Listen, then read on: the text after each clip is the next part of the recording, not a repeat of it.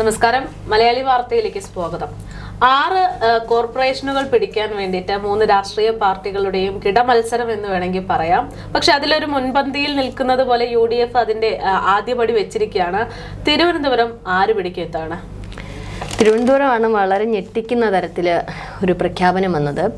ഒരുപക്ഷെ ഇത്തരത്തെ തദ്ദേശ തെരഞ്ഞെടുപ്പ് വളരെ നിർണായകമാണ് UDFനും.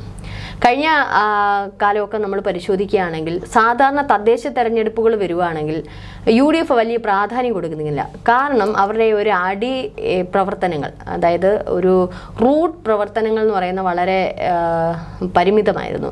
അത്രയേറെ ജനങ്ങളിലേക്ക് ഇറങ്ങിച്ചെന്ന്, സാധാരണക്കാരിലേക്ക് ഇറങ്ങിച്ചെന്ന് പ്രവർത്തിക്കാൻ പ്രവർത്തകർ കുറവായിരുന്നു. 10 വർഷമായപ്പോഴത്തേനും അവർ ശോഷിച്ചും പോയി. അത്തരത്തിലുള്ള പ്രവർത്തനങ്ങൾ കുറവാണ്. അതിനൊക്കെ ബദലായിട്ടാണ് ഇപ്പോഴത്തെ പ്രഖ്യാപനം. കാരണം ഒരു ലോക്കൽ നേതാക്കന്മാരുണ്ടെങ്കിൽ ഒരു പക്ഷേ വിജയിച്ച് കയറാൻ വലിയ പ്രയാസമില്ല. പക്ഷേ UDFന്, കോൺഗ്രസിന് അത്തരത്തിലൊരു ലോക്കൽ നേതാക്കന്മാർ ഒരിടത്തും ഇല്ല എന്നുള്ളത് തന്നെ. ചിലയിടങ്ങളിലൊക്കെ ഉണ്ടെങ്കിലും വലിയ പ്രാധാന്യമൊന്നുമില്ല. അപ്പോൾ തദ്ദേശ തെരഞ്ഞെടുപ്പ് പിടിക്കണം, പ്രത്യേകിച്ച് തലസ്ഥാന നഗരിയിൽ. അങ്ങനെ ഇരിക്കുമ്പോഴാണ് നമ്മുടെ മുരളീധരൻ ഒരു പ്രഖ്യാപനം അങ്ങ് നടത്തിയത്. ശബരിനാഥ് ഉടനെ ട്രോളുകളുടെ പെരുമഴ ഇങ്ങനെ 1 മണിക്കൂർ വന്നതും എടുത്തടിച്ചതുപോലെ മാധ്യമങ്ങൾ അതിൻ്റെ ബൂമറാങ് പോലെ അത് നിർത്തുന്ന ഒരു കാഴ്ചയാണ് കണ്ടത്. ശബരിനാഥ് MLA സ്ഥാനത്തിരുന്ന MP മന്ത്രിയൊക്കെ ആവേണ്ടുന്ന ശബരിനാഥിനെ വെറും കൗൺസിലർ എന്നുള്ള ഒരു പദവിയിലേക്ക് മാറ്റി മുകളിലോട്ടല്ല പോകുന്നത്, കീപ്പോട്ടാണ് പോകുന്നത്. എവരിടത്തും ജയിക്കുക എന്തെല്ലാം ട്രോളുകളായിരുന്നു അദ്ദേഹത്തിന് വേണ്ടിയിട്ട്. ചാക പോലെ കുറച്ച് മണിക്കൂറത്തേക്ക് വന്നു. പക്ഷേ മാധ്യമങ്ങൾ അതെടുത്തു, വിദഗ്ധർ അതെടുത്തു, വിശകലനം ചെയ്തപ്പോൾ കൃത്യമായി CPMനും BJPക്കും മനസ്സിലായി ഇത് പണി പാളിയത് അവർക്കല്ല, ഞങ്ങൾക്കാണ് എന്നുള്ളത്. കാരണം മുരളീധരനാണ് പ്രഖ്യാപിച്ചത്. മുരളീധരൻ എന്ന് പറഞ്ഞാൽ ഒരുപക്ഷെ അദ്ദേഹം പിച്ച വെക്കുന്ന പ്രായം മുതലേ രാഷ്ട്രീയത്തിൻ്റെ ചാണക്യനായ അദ്ദേഹത്തിൻ്റെ പിതാവിനോടൊപ്പമാണ് വളർന്നത്. അപ്പോൾ ഈ പറയുന്നത് പോലെ തീയിൽ കുരുത്തത് വെയിലത്ത് വാടുമോ? അത്രയും ചാണക്യ തന്ത്രങ്ങൾ, അതായത് കേരള രാഷ്ട്രീയത്തിന് ചാണക്യൻ ആരാന്ന് ചോദിച്ചാൽ കരുണാകരൻ എന്ന് തന്നെ പറയേണ്ടിയിരിക്കും. അപ്പോൾ അദ്ദേഹത്തിനോടൊപ്പമുള്ള അദ്ദേഹത്തിൻ്റെ മുരളീധരൻ്റെ വളർച്ചയും രാഷ്ട്രീയത്തിലേക്കുള്ള കടന്നുവരവും ഒക്കെ ഈ പറഞ്ഞതുപോലെ പല കാര്യങ്ങളിലും അദ്ദേഹത്തിന് ഒരു നല്ലൊരു നേതൃത്വ പാഠവുമുണ്ട്. KPCCയിലായിരുന്നപ്പോഴൊക്കെ അദ്ദേഹത്തിന് എല്ലാവരെയും ഒന്ന് ക്രോഡീകരിച്ച് കൊണ്ടുപോകാനുള്ള കഴിവുണ്ട്. അദ്ദേഹത്തിൻ്റെ വാക്കുകളുമുണ്ട്, തമാശയ്ക്കാണെങ്കിലും ഒക്കെ ഉള്ള ഒരു കഴിവ് അച്ഛനെ പോലെ തന്നെ മകനും പലയിടത്തും കണ്ടു. പലയിടത്തും തോൽവി ഉണ്ടെങ്കിലും പലയിടത്തും വിജയമുണ്ടെങ്കിലും അദ്ദേഹം അന്നും ഇന്നും കോൺഗ്രസിൻ്റെ ഒരു ചാണക്യനായിട്ട് നിലകൊണ്ടിരുന്നു. മകനും അതുപോലെ തന്നെയാണ്. ഇപ്പോൾ ഈ ഒരു സാധാരണ കോൺഗ്രസ്സിൽ ഒന്ന് തുമ്മിയാൽ പോലും ലോകം മുഴുവനും അറിഞ്ഞിരുന്നിടത്താണ് മുരളീധരൻ ഇത്രയേറെ പ്രവർത്തനങ്ങൾ ചെയ്തെന്ന് ഈ ലിസ്റ്റ് പുറത്തു വന്നപ്പം എല്ലാവരും അറിയുന്നു. മാധ്യമങ്ങൾ പോലെ സാധാരണ കോൺഗ്രസിൻ്റെ പുറകെ നടന്ന മാധ്യമങ്ങൾ എല്ലാ ദിവസവും ന്യൂസ് ബ്രേക്കിംഗ് എന്ന് പറഞ്ഞ് കൊടുക്കുന്ന മാധ്യമങ്ങൾ പോലും ഇതറിഞ്ഞിട്ടില്ല എന്നുള്ളതാണ്. അതാണ് മുരളീധരൻ്റെ നല്ല കുതന്ത്രം, നല്ല ഒന്നാന്തരം ബുദ്ധി എന്ന് തന്നെ പറയാം. ഒരു തരത്തിൽ പുറത്തുവിടാതെ തന്നെയാണ് ഈ ആദ്യത്തെ 48 പേരുടെ ലിസ്റ്റ്. അതും അതിനകത്ത് യുവതലമുറകൾ, KSUവിൽ പ്രവർത്തിച്ച അടക്കമുള്ള യുവ പ്രതിഭകൾ, സ്ത്രീകൾ, യൂത്തിന് കുറച്ചുകൂടി പ്രാധാന്യം കൊടുത്തുകൊണ്ട് ശബരിനാഥിനെ മേയർ എന്നുള്ള പൊസിഷൻ കാണിച്ചുകൊണ്ടുള്ള അദ്ദേഹത്തിൻ്റെ ഫസ്റ്റ് ലിസ്റ്റ്. രണ്ടാമത്തെ 17 പേരുടെ പ്രഖ്യാപിച്ചു. ഇനി ബാക്കിയുള്ള മുസ്ലിം ലീഗിനും ഘടകകക്ഷി CMPക്കൊക്കെയാണ്.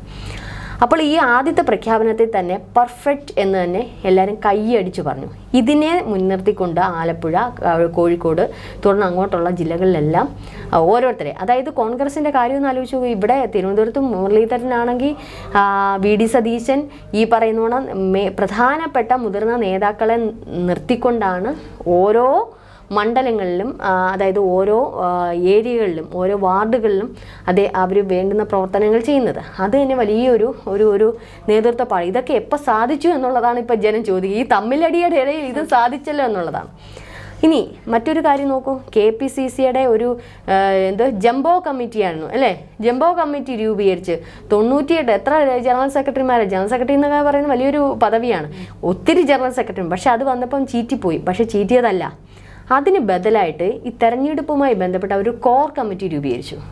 അതായത് വേണ്ടുന്ന കഴിവുള്ള പ്രതിഭാശാലികളായിട്ടുള്ള മുതിർന്ന നേതാക്കളെയും യുവ നേതാക്കളെയും കൂടെ ചേർത്ത് വെച്ചുകൊണ്ട് തെരഞ്ഞെടുപ്പിന് വേണ്ടി ഒരു കോർ കമ്മിറ്റി രൂപീകരിച്ചു.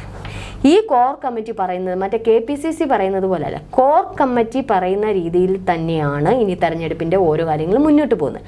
അതാണ് അവിടെ ബുദ്ധി. സണ്ണി ജോസഫിനെ പഴം വിഴുങ്ങി എന്തൊക്കെയായിരുന്നു പറയുന്നതല്ലേ, ഒന്നിനും കൊള്ളത്തില്ല, അതാ അദ്ദേഹത്തിൻ്റെ ബുദ്ധിയാണ് ഇപ്പം കണ്ടുകൊണ്ടിരിക്കുന്നത്. അതിനകത്ത് AK ആൻ്റണി ഉൾപ്പെടെയുള്ള ബുദ്ധിരാക്ഷസന്മാരുണ്ട്. ഇവർ പറയുന്ന സുധാകരന് ഇവരൊക്കെ പറയുന്ന കാര്യങ്ങളാണ് യുവതലമുറ ഏറ്റെടുത്തുകൊണ്ട് സപ്ലൈ ചെയ്ത്, അതായത് ഒരു റൂട്ട് ഇങ്ങനെ തിരിഞ്ഞ് പോകുന്ന ഈ ഒരു പ്രവർത്തനം ഇവർ കാഴ്ചവെക്കുന്നത്. ഇത് കണ്ട് ഞെട്ടിയിരിക്കുകയാണ് LDF സർക്കാർ. ഈ തമ്മിലടിയിലെ ഇടയിൽ ഇവർക്ക് എങ്ങനെ സമയം കണ്ടു എന്നുള്ളത് കൃത്യമായിട്ടുള്ള അവലോകനത്തിൽ, കൃത്യമായിട്ടുള്ള രീതിയിൽ, പദ്ധതിയിലാണ് ഇപ്പോഴേ അവരുടെ പ്രചാരണം. ശബരിനാഥൊക്കെ കവടിയാർ മാത്രമല്ല, തുടർന്നുള്ള അടുത്തുള്ള ഏരിയകളിലെല്ലാം അദ്ദേഹം എല്ലാ സ്ഥാനാർത്ഥികൾക്കും ഒപ്പം അദ്ദേഹം പ്രചരണം നടത്തുന്നുണ്ട്. തലസ്ഥാന നഗരിയിലെ വെറും ഒരു കൗൺസിലർ അല്ലെങ്കിൽ മേയർ എന്ന് അദ്ദേഹത്തിനെ ചൂണ്ടിക്കാണിച്ചുകൊണ്ടാണ് ഈ UDF വോട്ട് ചോദിക്കുന്നത്. അതായത് ഇവിടെയും ഒരു തന്ത്രമുണ്ട്. നമ്മൾ നേരത്തെയൊക്കെ പറയും, മുഖ്യമന്ത്രി എന്ന് പറയുന്ന ഒരാളെ ചൂണ്ടിക്കൊണ്ട് വോട്ട് ചോദിച്ചാൽ ആ മുഖ്യമന്ത്രിയെ നോക്കി ജനം വോട്ട് ചെയ്യുന്നു. ഇതേ തന്ത്രമാണ് ഇവിടെ തിരുവനന്തപുരത്ത് എടുത്തിരിക്കുന്നത്. മേയർ എന്ന സ്ഥാനം ശബരിനാഥിന് നൽകും എന്ന് പറയുമ്പോൾ ശബരിനാഥിനെ നോക്കിക്കൊണ്ടും കുറേ പേര് വോട്ട് ചെയ്യും, അല്ലേ? കോൺഗ്രസിന് വോട്ട് ചെയ്യും, അങ്ങനെയും വോട്ട് ചെയ്യും. പിന്നെ ഓരോരുത്തർക്കും നിർത്തുന്ന സ്ഥാനാർത്ഥികളുണ്ട്, ആ രീതിയിലും വോട്ട് ചെയ്യും. അങ്ങനെ UDF വെറും 20 സീറ്റിൽ കിടന്ന് തഴഞ്ഞു കിടക്കുകയാണ് തലസ്ഥാനത്ത്. തിരിച്ചു പിടിക്കും. ഏറെക്കാലം മുമ്പാണ് UDF LDF എന്ന് പറയുന്ന ഒരു തരംഗം തിരുവനന്തപുരത്ത് ഉണ്ടായിരുന്നത്. പിന്നീട് അത് BJP LDF എന്ന് പറയുന്ന രീതിയിലേക്ക് പോയി. പക്ഷേ LDFനെയും BJPനെ സംബന്ധിച്ച് ഇത്തവണ ചാൻസ് കുറവാണല്ലോ. അതെ, ഒന്നാമത്തെ കാര്യം BJPയിൽ ഒരു നേതാവ്, അതെ, അനിൽകുമാറിന്റെ മരണോ, അനിൽകുമാർ എന്ന് പറയുന്ന ഈ പറയുന്ന പേരൂർക്കട, മധുര, കവടിയാർ, തിരുമല എന്നിവിടങ്ങളിലെല്ലാം വളരെ രീതിയിൽ BJPക്ക് മുൻനിര നിൽക്കുന്ന ഒരു നേതാവ്. അദ്ദേഹത്തിന്റെ മരണം വല്ലാണ്ട് BJP പ്രവർത്തകരെയും അനുഭാവികളെയൊക്കെ വല്ലാണ്ട് സ്വാധീനിച്ചു. അതൊരു പക്ഷേ അവിടെ ഒരു ഇടിവ് വരാൻ സാധ്യതയുണ്ട്. രണ്ടാമത് LDFനോടുള്ള ഒരു വിരോധം നിലനിൽക്കെ സ്ലീപ്പർ വോട്ടുകൾ കിടപ്പുണ്ട് ഇപ്പോഴും കോൺഗ്രസ്സിൽ തിരുവനന്തപുരത്ത്. ഈ സ്ലീപ്പേഴ്സ് ആയിട്ട് കിടക്കുന്ന കോൺഗ്രസ്സുകാർ, യഥാർത്ഥ കോൺഗ്രസ്സുകാർ CPM ആണ് വോട്ട് ചെയ്തുകൊണ്ടിരുന്നത്. അതായത് BJPക്ക് പോവാതിരിക്കാൻ വേണ്ടി എന്തായാലും കോൺഗ്രസ് ജയിക്കില്ല, അപ്പോൾ ആർക്ക് വോട്ട് കൊടുത്തുകൊണ്ടിരുന്നു? CPM. ഇവരൊക്കെ ഇപ്പോൾ ഒന്ന് ഉണർന്ന് എഴുന്നേറ്റിരിക്കും. ഇവരിനി ഒരിക്കലും CPMന് കൊടുക്കത്തില്ല. ഇനി BJPയിലെ കുറച്ച് വോട്ടുകളും കോൺഗ്രസ്സിന് വരാൻ സാധ്യതയുണ്ട്. കാരണം ഇപ്പോഴത്തെ LDF സർക്കാരിൻ്റെ ഒരു വിരോധാഭാസമുണ്ട്. അപ്പോൾ ഇവരെ എങ്ങനെ തലസ്ഥാനത്ത് പ്രധാനമായിട്ടെന്ന് പറയുന്നത് ഒരു മേയർ എന്ന് പറയുന്ന പദവിയേക്കാൾ അപ്പുറം തലസ്ഥാനം എന്ന് പറയുന്ന അവിടെ ഒരു മന്ത്രിയുടെ പൊസിഷനാണ് മേയർക്കുള്ളത്. മറ്റേതിനേക്കാളും തലസ്ഥാനത്ത് ഒരു മേയർക്ക് കിട്ടുന്നത് മന്ത്രിയുടെയൊക്കെ ഒരു വല്ലാത്ത പൊസിഷൻ. അത് ശബരിനാഥിനൊക്കെ അറിയാം, അത് ഈ പറയുന്ന CPM നേതാക്കന്മാർക്കും അറിയാം. തലസ്ഥാനത്ത് മേയർ പദവി എന്ന് പറയുന്നത് അത് പദവിയൊന്നുമല്ല.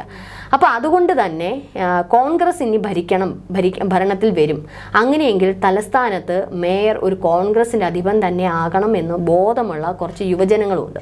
അപ്പോൾ ഇത്തരത്തിലൊരു വോട്ട് വീതം ഭയങ്കര ടൈറ്റായിട്ടുള്ള ഒരു മത്സരമായിരിക്കും തിരുവനന്തപുരം, അതുപോലെ തന്നെ തൃശ്ശൂരും, കോഴിക്കോട്. ഈ ടൈറ്റ് മത്സരം എന്ന് പറഞ്ഞാൽ പോരാ, കോർപ്പറേഷനിൽ ടൈറ്റ് മത്സരമായിരിക്കും. കാരണം ഇതിൽ സ്പ്ലിറ്റായി പോകുന്ന വോട്ടുകളുണ്ട്, ഹിന്ദു വോട്ടുകളുണ്ട്, LDFൻ്റെ വോട്ടുകൾ സ്പ്ലിറ്റ് ആവാൻ സാധ്യതയുണ്ട്. കോൺഗ്രസിൻ്റെ വോട്ടുകൾ നിലനിർത്താനാണ് അവരിപ്പോൾ ശ്രമിക്കുന്നത്. മറ്റേത് സ്പ്ലിറ്റ് ചെയ്ത് കൊണ്ടുവരിക, നിലവിലുള്ള വോട്ടുകൾ, അതായത് സ്ലീപ്പർ ആയിട്ടുള്ള കിടക്കുന്ന ആൾക്കാരെ വരെ ഉണർത്തിയെടുത്ത് അവരിലേക്ക് അടുപ്പിക്കുക. അപ്പോൾ ഇത്തരത്തിലുള്ള ഒരു രീതിയിലാകുമ്പോൾ തിരുവനന്തപുരം തലസ്ഥാനം എന്ന് ഇളകി മാറി. ഇനി അതേപോലെ തന്നെയാണ് മറ്റുള്ള ഇടങ്ങളിലും. കോർപ്പറേഷനുകളാണ് ഒരു പക്ഷേ UDF ഇപ്പം നോട്ടമിട്ടിച്ചിരിക്കുക. പഞ്ചായത്തിനേക്കാളും ബ്ലോക്കിനേക്കാളും കോർപ്പറേഷനുകൾ നോട്ടമിട്ടുള്ള കോർപ്പറേഷൻ ഒരു തെരഞ്ഞെടുപ്പുമായിട്ടാണ് അവർ ഏറ്റവും അധികം പ്രാധാന്യം കൊടുക്കുന്നത്. ഏതായാലും UDF തൂത്തുവാരും എന്നുള്ള സംശയമില്ല. എന്നാൽ അവർക്ക് വല്ല റൂട്ട് പ്രവർത്തനങ്ങളുണ്ടോ? അതുമില്ല. പക്ഷേ കൃത്യമായിട്ടുള്ള പ്രചരണ രീതി, കൃത്യമായിട്ടുള്ള നേതൃത്വം, തമ്മിലടിയൊക്കെ തൽക്കാലം മാറ്റിവെച്ചു.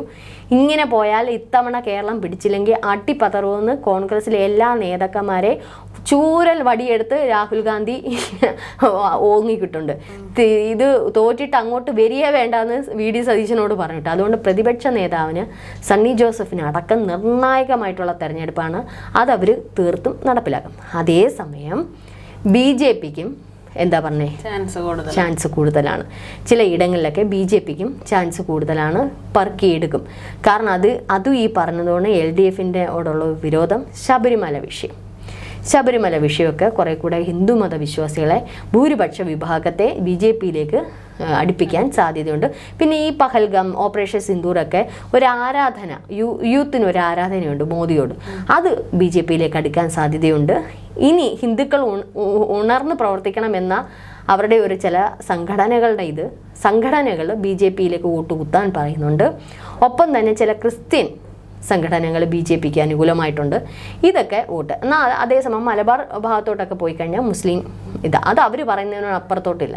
അപ്പം ഇത്തരത്തിലാണ് കേരളത്തിലെ തദ്ദേശ തെരഞ്ഞെടുപ്പ്. ചൂടേറിയ മത്സരം തന്നെയായിരിക്കും. ഇതിനെ ആധാരമാക്കിയായിരിക്കും ഇതൊരു ടെസ്റ്റ് ഡോസാണ്, വരുന്ന നിയമസഭാ തെരഞ്ഞെടുപ്പിന് മുമ്പുള്ള ടെസ്റ്റ് ഡോസാണ്. അതിലെന്തായാലും കോൺഗ്രസിന് വലിയൊരു സ്വാധീനം ഉണ്ടാവും എന്ന് തന്നെയാണ് വിലയിരുത്തൽ, അല്ലേ?